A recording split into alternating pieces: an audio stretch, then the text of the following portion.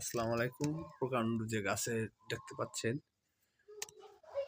গাছটি মূলত কি গাছ বলতে পারবেন? আমি সামনের দিকে যাচ্ছি। নিচ থেকে যে গাছটা দেখতে পাচ্ছিলাম, আসলে জানি না আপনারা কে কি নামে গাছটা পরিচিত।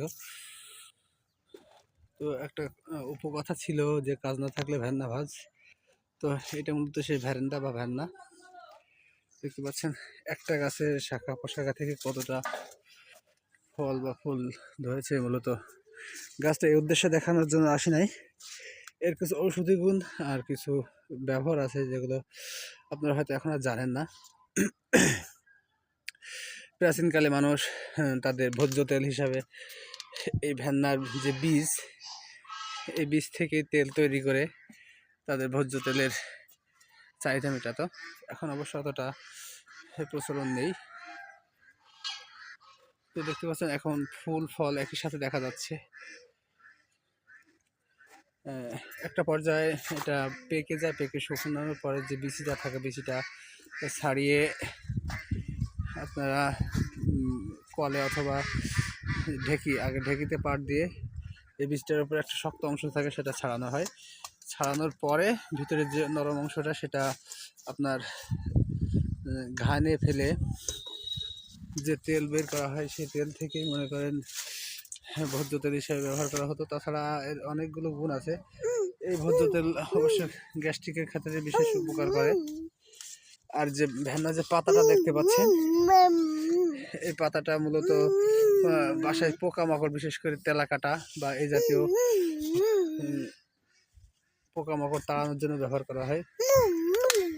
তো বিশেষ করে এগুলোর যে ব্যবহার, তো এখন তো অবশ্যই অতটা অবগত না, আবার অনেকটা কেউ জানে না মূলত কি বর্তমান প্রজন্ম, তাদের উদ্দেশ্যে এটা। তো আপনাদের এলাকায় যদি এই ভ্যান্না চাষ হয় বা ভ্যান্না থেকে থাকে, অবশ্য আগে চাষাবাদ হতো, কিন্তু এখন অতটা ওইভাবে চাষাবাদ হয় না, কারণ কালের পরিবর্তনে সব কিছুই বদলে গেছে। তো এটারও পরিবর্তিত হয়েছে। তো এই ভ্যান্না আসলে খুব উপযোগী, বিশেষ করে বাসায় আশপাশে সৌন্দর্য বৃদ্ধি করে। প্লাস আপনার যদি আবার সেই পদ্ধতিতে ফিরে যান, প্রাচীন পদ্ধতিতে, তা এই বীজ থেকে তেল, যেটা আপনার ভোজ্য তেল হিসাবে ব্যবহার করা হতো, আর পাতাটা পোকামাকড় তাড়ানোর জন্য ব্যবহার করা হয়। তো ঔষধি গুণ যেমন আছে, নিত্য প্রয়োজনীয় দিক বিচার করেও এই গাছটার উপকারিতা অনস্বীকার্য। তো আমাদের অঞ্চলে প্রচুর চাষ ছিল, এখন আপাতত শখের বসে বাসায় সৌন্দর্য বৃদ্ধির খাতিরে এই গাছটা লাগানো হয়েছে। তাছাড়া আগের মতো এইভাবে ব্যবহার হয় না। তবে বিলুপ্ত এই গাছটাকে আপনাদের বেশ নজর কাটবে দেখলে, কারণ ফলটাও দেখতে পাচ্ছেন, ফলটাও যেমন সুন্দর, সাথে ফুলটাও ঠিক তেমনটাই সুন্দর। আর পাতাগুলো দেখতে অনেকটা পেঁপে গাছের মতো দেখায়, তবে কাণ্ড শাখা প্রশাখা বিস্তার করে গাছটা বেশ বড় আকার ধারণ করে।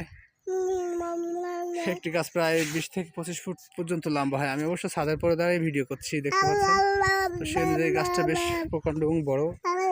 এই পাশ থেকেও নিচ থেকে দেখতে পাচ্ছেন কি পরিমাণে একটা পোশাকা থেকে কতটা ছেড়ে দিয়েছে দেখেন।